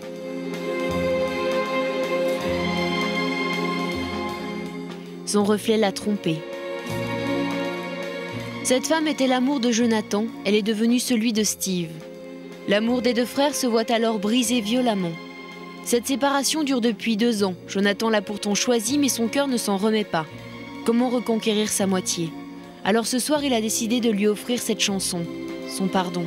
Âme, sœur, jumeau ou frère de rien, mais qui es-tu? Tu es mon plus grand mystère, mon seul lien contigu. Tu m'enrubans et m'embrayonnes, et tu me gardes à vue. Lara Fabian et Morane, c'est une chanson pour des jumeaux, pour des sœurs. C'est un lien qui, pour vous, est indestructible. Oui. Ouais. Depuis 2 ans, est-ce que vous avez fait des tentatives de réconciliation l'un ou l'autre? Moi, j'en ai fait beaucoup, mais lui, non. Lui, il n'a pas voulu reprendre des liens avec moi. Vous aviez déjà eu des brouilles importantes avec Steve avant cette séparation, dans votre adolescence? Jamais, on était toujours complices. On était comme les mains, comme 2 mains, quoi. La gauche et la droite. Voilà. Pourquoi est-ce que vous avez envie de renouer des relations avec lui à partir de maintenant? Vous avez envie de lui présenter votre nouvelle famille, votre nouvelle femme? Ben, tout d'abord, je voudrais lui dire qu'il va être tonton. Ah, bonne nouvelle. Ouais. Le bébé arrive dans combien de temps? Le bébé, il arrive le 14 mars, normalement. D'accord. Avec votre nouvelle compagne. Voilà. Et je voudrais aussi lui dire que sans lui, ma vie, c'est un enfer, quoi. Et que je l'aime. Alors Jonathan, vous nous avez demandé d'inviter Steve sur ce plateau. Oui. Et comme c'est l'usage dans l'émission, eh bien Rebecca est allée lui porter cette invitation. Bonjour, c'est ici, à Hasbrook, que vit Steve, dans ce quartier. Allons le voir. Je suis juste devant chez Steve. Je vais lui remettre cette invitation. J'entends du bruit, c'est qu'il y a des gens.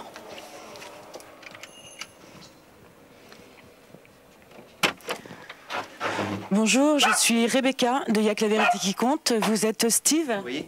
Bonjour Steve, permettez-moi de vous remettre cette invitation. Je vous remercie. Le visage de votre frère, c'est vrai qu'il y a, c'est le moins qu'on puisse dire. Vous n'êtes pas looké de la même façon, vous avez des lunettes, lui n'en a pas. Ouais. Ça vous fait quoi de voir le visage de votre frère que vous n'avez pas vu depuis 2 ans? Ben, ça me fait bizarre, mais je trouve qu'il a beaucoup changé. En bien ou en mal? Ben, il s'habille plus de la même façon. Il met une cravate à la maison déjà, ce qui est plutôt rare. Avant, c'était plutôt basket et jean et t-shirt. Quel va être, selon vous, s'il a répondu à l'invitation de Rebecca? On va le savoir dans quelques secondes. C'est le principe de l'émission. Nous-mêmes, à l'heure où on vous parle, on ne le sait pas. Quelle peut être, selon vous, sa réaction quand il va voir votre visage dans l'écran? Je crois qu'il sera beaucoup ému. Par la démarche que vous faites ce soir? Voilà. Vous pensez qu'il y a des chances qu'il ouvre le rideau? Peut-être, ou peut-être non. Vous ne savez pas? Je ne sais pas. Eh bien, on va le savoir dans quelques instants. On va d'abord, nous, aller se retourner vers la loge de Rebecca pour savoir s'il a répondu favorablement à l'invitation. Vous allez rester silencieux ici. D'accord. Et nous allons demander à Gabriel Coteau de refermer le rideau derrière nous. Et de nous mettre en contact, une fois que le rideau sera fermé, avec Rebecca, qui va nous dire tout de suite si oui ou non, Steve a accepté notre invitation ce soir. Eh bien, Pascal et Laurent, moi je suis dans la loge et je suis en compagnie de Steve qui a accepté notre invitation. Steve, est-ce que tout va bien? Ça va. Steve, au début, était très détendu, n'avait aucune idée, puis il commence à avoir plusieurs idées qui germent. Il commence à être un tout petit peu plus tendu que tout à l'heure. Steve, je vais vous demander de vous lever. Oui. Vous allez suivre Sam et la vérité est au bout du couloir.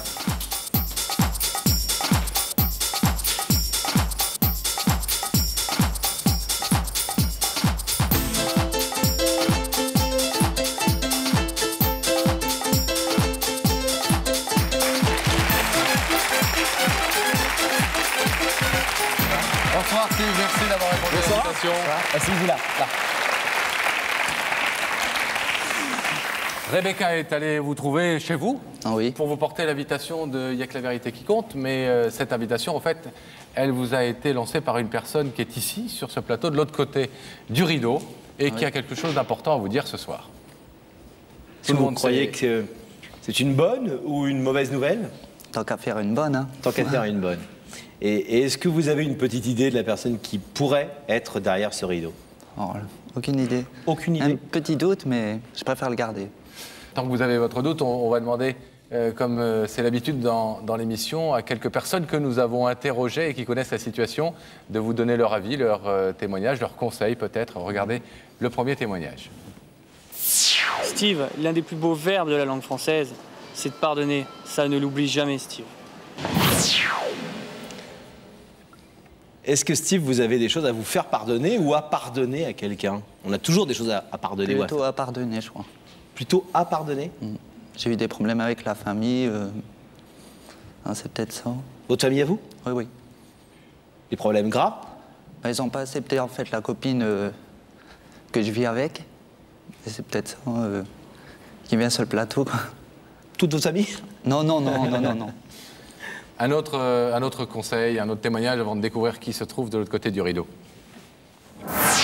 Tu sais, Steve, parfois, je pense pour dénuer certaines situations, il suffit pas que quelqu'un te tende la main, mais quelque part, faut savoir la prendre, cette main, en fait. Alors, Steve, est-ce que vous êtes du genre à mettre votre fierté dans votre poche de temps en temps, quand c'est nécessaire, oui.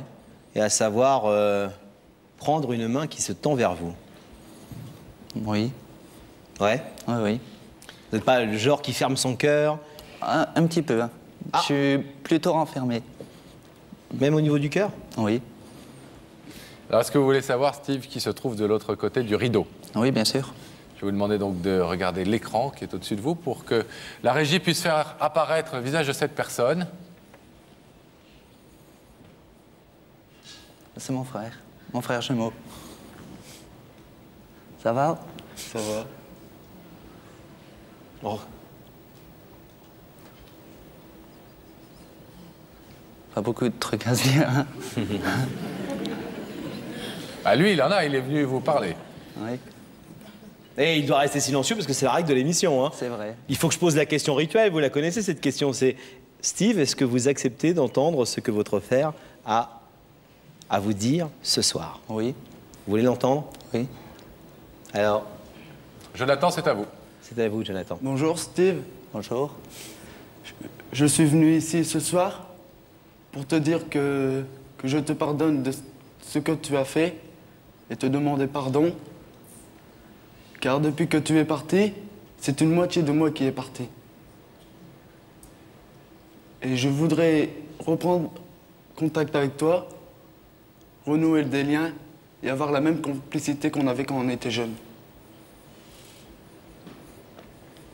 J'espère que tu me pardonneras. Jonathan, je crois que vous avez une petite nouvelle supplémentaire aussi oui. à annoncer à Steve. Steve, je voulais te dire que dans 5 mois, tu seras tonton. Ah, vous allez être papa. Voilà. Et nous, peut-être parrain. On aime bien, nous, comme ça, on est comme ça. On a vu un petit film de vous deux quand vous étiez gamins, vous étiez de beaux jumeaux. Et vous aviez l'air... Soudés. Ah ouais. Jonathan, encore un mot? Je voudrais te dire, Steve, que je t'aime. Et j'aimerais, si tu veux bien, que tu ouvres ce rideau et qu'on reprend des liens comme avant. Steve, vous avez entendu la demande de Jonathan, il a été extrêmement clair, je crois. Il fait ce premier pas ce soir. Je vais vous demander de vous lever face au rideau. Jonathan donc, vous demande si vous êtes d'accord pour reprendre des liens, essayer de retrouver cette complicité très forte qui vous unissait, deux frères jumeaux inséparables, d'effacer donc cette année et demie ou ces 2 années de brouille. Si vous êtes d'accord, vous ouvrirez le rideau, sinon vous pouvez évidemment repartir comme vous êtes venu. Avant de nous donner votre décision, vous allez pouvoir prendre quelques secondes, car nous allons marquer une courte pause, le temps de la pub.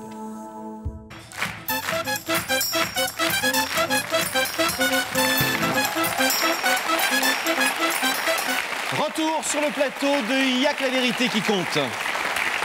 Vous avez eu le temps de réfléchir et de prendre votre décision. Voulez-vous, oui ou non, accepter la proposition qui vous est faite? Voulez-vous ouvrir le rideau? Que décidez-vous? J'ouvre le rideau.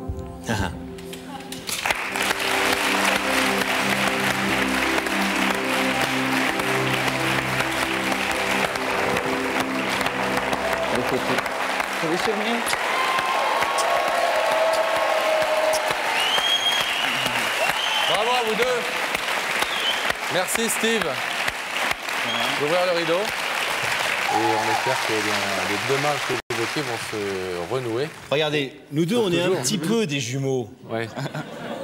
Des faux jumeaux. Hein, des faux jumeaux. Et il nous arrive de nous embrouiller. Il nous arrive de ne pas être d'accord. Et puis en fin de compte, vous voyez, ça fait 20 ans qu'on se connaît. Et on partage plein de trucs ensemble. Je crois que vous avez découvert ce soir, c'est que peut-être qu'au-delà des petites querelles, des amourettes, des machins, il y a peut-être un truc qui est plus essentiel que ça. C'est des choses que vous avez depuis l'enfance et que personne ne pourra jamais vous reprendre. Bravo à tous les deux d'avoir été nos invités. Il va peut-être être parrain, non? Il va être parrain, lui? Non. J'ai été parrain dimanche, alors. Ah bah alors. On vous laisse repartir et vous retrouver. Rebecca, est-ce que vous nous entendez? Est-ce que vous pouvez nous dire qui est votre prochain invité que vous avez invité à nous retrouver ce soir? Tout à fait, Pascal et Laurent, je suis en compagnie de Jamel, qui est médecin. Jamel a 42 ans, il vit en banlieue parisienne. Jamel, vous êtes médecin, mais plus spécialement? Ce qu'on appelle un urgentiste. Donc, nous assurons, si vous voulez, l'accueil des patients aux urgences. Et c'est notre mission principale, voilà, et de donner les soins qu'il faut. Un beau métier. Merci. Alors, Rebecca, on va vous laisser en compagnie de Jamel. D'accord. Quelques petits instants et le temps de savoir qui, ce soir, est venu sur notre plateau pour lui révéler une vérité. Et pour le savoir, nous allons accueillir tout de suite Soraya, mesdames et messieurs.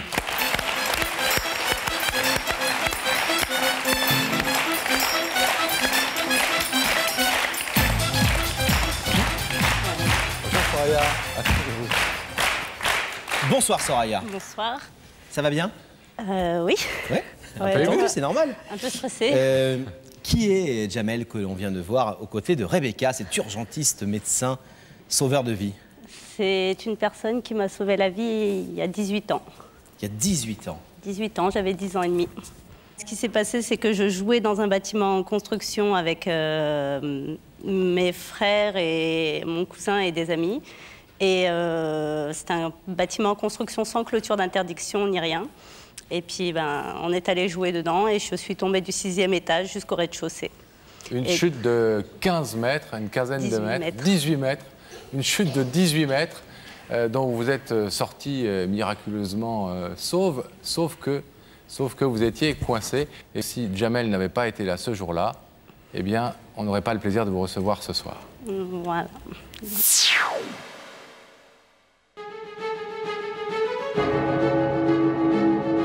C'était le 22 avril 1984. J'étais avec mon cousin et mes frères.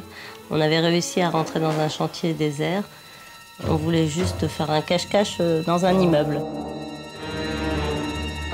On a atteint le 5e étage. Il y avait l'autre équipe qui était à notre poursuite. Et puis en levant la tête, on a vu un trou. Donc on est monté au 6e étage. Pour s'amuser, ils nous ont retiré l'échelle et ils nous ont dit trouver une autre issue pour sortir. Donc j'ai fait 1 pas, 2 pas, 3 pas en arrière et je suis tombée du 6e étage jusqu'au rez-de-chaussée dans une gaine d'aération. Et là, c'était le début du cauchemar. J'étais inconsciente. Je me suis réveillée en entendant des voix qui m'appelaient. J'avais le corps recourbé et les jambes en l'air.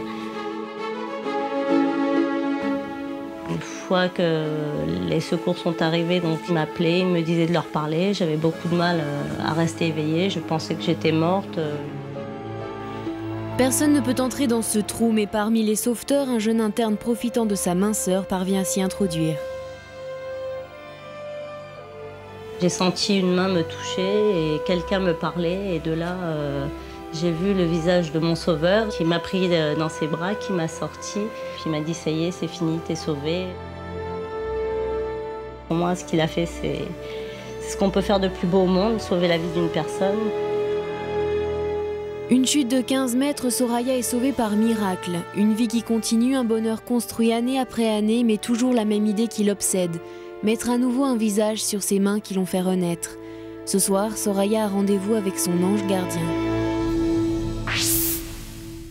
Une étonnante histoire. Comment est-ce que vous avez vécu cette expérience? Vous vous en souvenez? Comment cette petite fille de 11 ans a vécu comme ça ces heures coincées?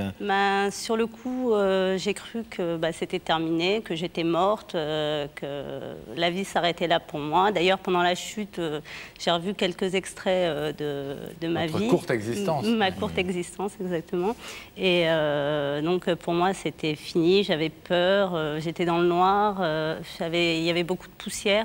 J'étais dans une gaine vraiment très petite, large de 40 cm, et grâce à mon petit poids, j'ai pu ne pas rester bloquée. Et glisser. Et j'ai glissé, en fait. Et puis, c'est vrai que c'était très pénible. On a vu Jamel, vous ne l'avez pas encore vu, vous ne l'avez jamais revu depuis 15 ans. Nous, on vient de le voir là, il a un petit peu forci, mais à l'époque, il était tout maigre. Ah oui, il était tout maigre. Heureusement que c'était pas moi l'urgentiste. Hein. Non, vous ne m'auriez pas sauvé, je crois. Je vous aurais pas sauvé, moi. C'est vraiment sa finesse, qui a fait qu'il a pu se glisser dans cette gaine et vous en fait, sauver. j'ai eu de la chance que ce jour-là, qu'il fasse partie de l'équipe de secouristes parce que ils avaient réussi à creuser une gaine pour pouvoir me sortir. Mais le problème, c'est qu'un médecin devait rentrer dans cette gaine pour me récupérer. Et il fallait vraiment une personne vraiment fine, quoi. Et donc, apparemment, Jamel était là. Et puis d'ailleurs, je me souviens qu'il m'a sorti et qu'il m'a porté dans ses bras comme ça et qu'il m'a emmené jusqu'au SAMU. Vous vous souvenez de son visage à l'époque? Oui. Vous sauriez reconnaître aujourd'hui, 15 ans plus tard? Non, si vous me dites qu'il a forci, je ne pense pas, mais... Un petit peu. Il était jeune interne à l'époque et il n'aimait manifestement pas trop les sucreries à l'époque. Peut-être qu'il a pris un petit peu goût, on va lui demander tout à l'heure. Pourquoi le remercier ce soir à la télévision? Parce que d'une part, il m'a sauvé la vie et c'est grâce à lui que je suis là aujourd'hui. D'autre part, j'estime qu'il exerce un métier, qui est vraiment un métier magnifique, et je pense que excusez-moi, je pense que c'est pour ça que je veux le remercier devant tout le monde parce que ça fait 18 ans que je pense à lui. Quand j'avais 10 ans, j'ai écrit une lettre à l'hôpital d'Argenteuil pour le remercier. Je n'ai pas eu de réponse, je n'avais ni son nom. D'ailleurs, vous m'apprenez ce soir qu'il s'appelle Jamel, je ne savais rien de lui. Vous êtes de quelle origine, Soraya? Algérienne. Algérienne. Et lui, Jamel, vous savez? Non. Non, je ne sais pas du tout. Peut-être marocain, peut-être algérien. Par rapport au visage que j'ai de lui, je pense qu'il est d'origine... D'Afrique du Nord. D'Afrique du Nord, oui. Nous avons effectivement mené l'enquête sur votre demande pour essayer de le retrouver. Pas facile de le retrouver, hein, parce qu'il a changé de nombreuses fois de poste. Il est là ce soir, vous allez pouvoir dans quelques petits instants lui dire merci, on va l'accueillir tout de suite. Excusez-moi, très important, Soraya, on va vous demander d'être extrêmement silencieuse, parce que n'oubliez pas que le monsieur qu'on va recevoir, il a pris une petite fille il y a 18 ans dans ses bras, et qui va certainement pas vous reconnaître non plus, donc vous allez bien rester silencieuse, parce qu'il va falloir qu'on lui fasse découvrir un petit peu. Il ne sait pas pourquoi il est là, lui. Hein. À tout à l'heure. Ne bougez pas. Le rideau va se refermer. Et nous allons retrouver Miss Becky Rebecca. Toujours avec votre urgentiste, Rebecca, pas de souci de santé particulier? Vous n'avez pas eu besoin de faire quelques premiers gestes de survie, un bouche à bouche, j'en sais rien, moi? Eh bien, vous ne croyez pas si bien dire, parce que Jamel m'a un petit peu appris, on va dire, les rudiments de la médecine rapide. Donc ça se passe très très bien dans la loge, mais... Il a bien fait, parce que tout le monde devrait connaître les gestes de premier secours. C'est vrai. Voilà. C'est exactement ce qu'il m'a dit avant de me les apprendre. C'est très important. D'accord. Jamel, je vais vous demander de vous lever, de suivre Sam. Oui. La vérité est au bout du couloir. Merci.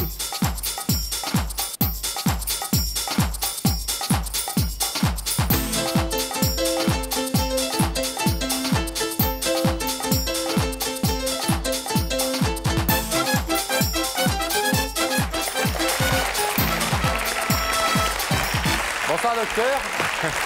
Merci d'être avec nous. Bonsoir. Asseyez-vous. Asseyez-vous. Ça va? Oui. Ne vous inquiétez pas. On m'a aidé à aller bien. Hein, on vous a aidé à aller bien. C'est vraiment une équipe formidable. En général, c'est votre boulot à vous, hein, d'aider les gens à aller bien ou aller un petit peu mieux, en tout cas. On essaye. Hein. Quand vous les accueillez aux urgences, malheureusement, pas toujours dans des situations très faciles. Très facile, donc on essaie de faire le mieux. Alors, on va essayer, nous, à notre tour, de faire pour le mieux. Je me permets de vous appeler Jamel. Oui. Et si vous êtes là, vous le savez, c'est que quelqu'un a quelque chose d'important ce soir à vous dire. Est-ce que la personne est juste derrière le rideau, là, vous ne pourrez pas voir à travers car le rideau est opaque. Est-ce que vous avez une petite idée de la personne qui nous a demandé de vous inviter ce soir? Franchement, aucune. Est-ce que vous aimez les surprises? C'est agréable pour vous, ce cheminement, cette invitation depuis quelques jours? C'est très agréable, mais c'est un peu stressant. C'est un peu stressant. Alors, pour vous déstresser un petit peu, on n'a pas d'infirmière sur le plateau, mais on a des personnes qui donnent des petits conseils. On va écouter, si vous voulez, un premier témoignage. Jamel, ce qui est bien avec toi, c'est comment on risque pas de rester au fond du trou.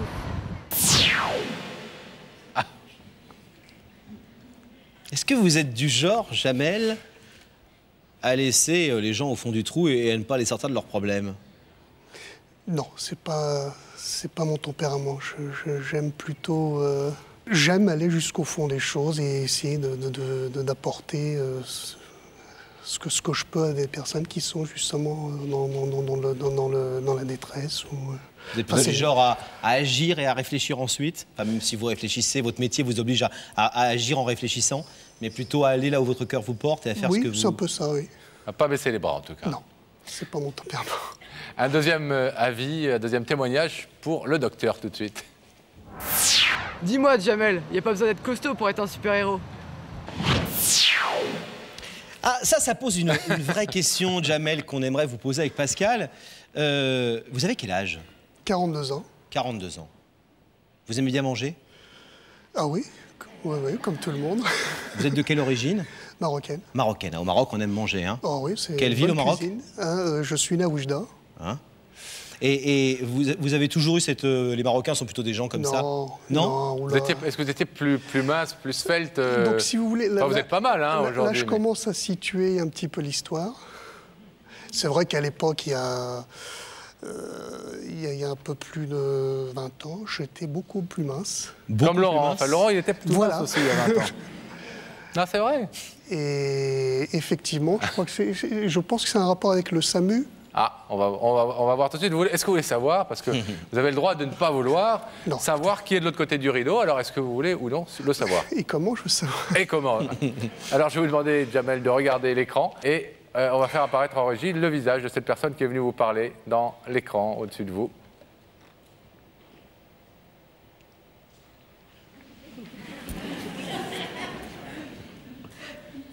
Jolie femme. Oui. Hein, j'espère. Bon, j'en dirai pas plus. Vous savez qu'il y a des déclarations d'amour aussi dans notre émission, hein? Non, mais maintenant je situe votre émission, je connais. Ce qui est bien, c'est que dans le métier de Jamel, on peut parfois tenir des jolies femmes dans ses bras en tout bien, tout honneur. Oui. Mais on essaie de rester voilà. Square. Tout à fait. Ce visage vous dit quelque chose? Franchement, non. Franchement, non. Alors, si c'est une histoire qui date de... Ah, ça peut. Ça peut dater de très longtemps. Ça peut dater d'il y a 3-4 ans. Oui, personne... 3-4 ans. Oui. Quand vous étiez bien plus maigre. Non, il y a 20 ans, j'étais plus maigre. Il y a 20 ans? Bah, ça peut dater d'il y a 20 ans, alors. Quand vous étiez bien plus maigre. Disons que personne ne vous en voudra de ne pas vous souvenir du visage de cette charmante jeune femme. Est-ce que... Alors, il y a peut-être l'histoire du fond du trou qui m'oriente. Ah, ça vous oriente vers où? Est-ce que ça a un rapport avec le SAMU?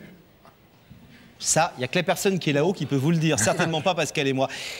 Est-ce que vous voulez entendre ce que cette jeune fille, bien sûr, qui s'appelle... Tiens, je vous le dis pas. Non. À vous dire. Oui? Oui, bien sûr. Alors, mademoiselle, oui. C'est à vous de parler. Alors, il y a 18 ans exactement, vous m'avez sauvé la vie. J'avais à l'époque 10 ans et demi et je jouais dans un bâtiment en construction. Et je suis tombée du 6e étage jusqu'au rez-de-chaussée. Et ce jour-là, par chance, vous faisiez partie du SAMU. Et donc, il fallait un médecin fin vraiment fin pour me sortir de ce trou. Et c'est vous qui êtes venu me chercher, qui m'avez sauvé la vie. Voilà. Cette jeune fille s'appelle Soraya. Soraya. Elle vous cherche depuis très longtemps. Elle nous a appelés pour nous dire, quand elle a vu notre émission, essayer de retrouver ce médecin sans qui je ne serais pas là ce soir et sans qui j'aurais pas vécu toutes ces belles années. J'aimerais lui dire juste merci. Bah écoutez, ça me touche énormément et je ne sais pas quoi dire. Vous vous souvenez aujourd'hui de cette histoire Si vous voulez, une intervention parmi beaucoup d'autres pour vous, sans doute. Oui, ce qui m'a orienté, c'est le premier intervenant qui parle du fond du trou. Et c'est vrai que c'est une histoire qui m'a marqué. Hein. C'était, je crois, j'ai dit 20 ans, donc il y a 18 ans. Et c'était, je crois, si ma mémoire est bonne, le jour de Pâques, je crois, c'est ça? Le lundi de Pâques. Voilà, le lundi de Pâques. Hein, bonne mémoire. Parce que c'est une histoire qui m'a marqué. C'est vrai qu'on n'est pas. Il y avait les pompiers qui étaient là. Elle était tombée dans un trou qui bétonnait. Et on n'arrivait pas, si vous voulez, à aller assez vite avec les marteaux-piqueurs. Il se trouvait que ce jour-là, j'étais de garde. Et ce jour-là, je faisais, disons, 20 kilos de moins.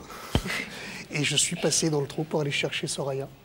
Et je suis vraiment ravi de la rencontrer parce que cette histoire, elle est toujours dans mon... Elle nous a raconté qu'elle se souvient de votre visage, tout maigre. Il avait déjà des moustaches? Non. Non. Je crois pas, je sais plus. Si, je me souviens, il n'avait pas les cheveux poivre et sel déjà.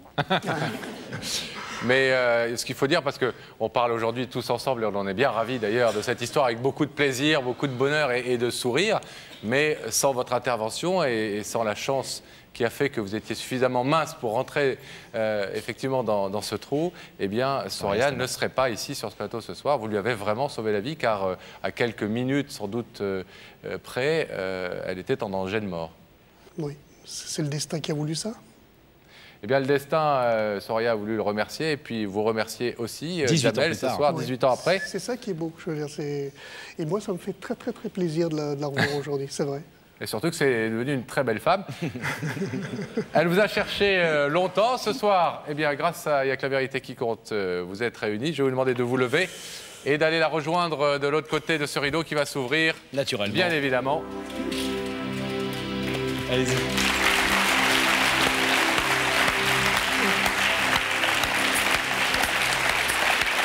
C'est vraiment un plaisir d'être là.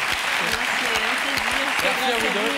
J'ai ma petite famille, tout va bien. Au revoir. Au revoir.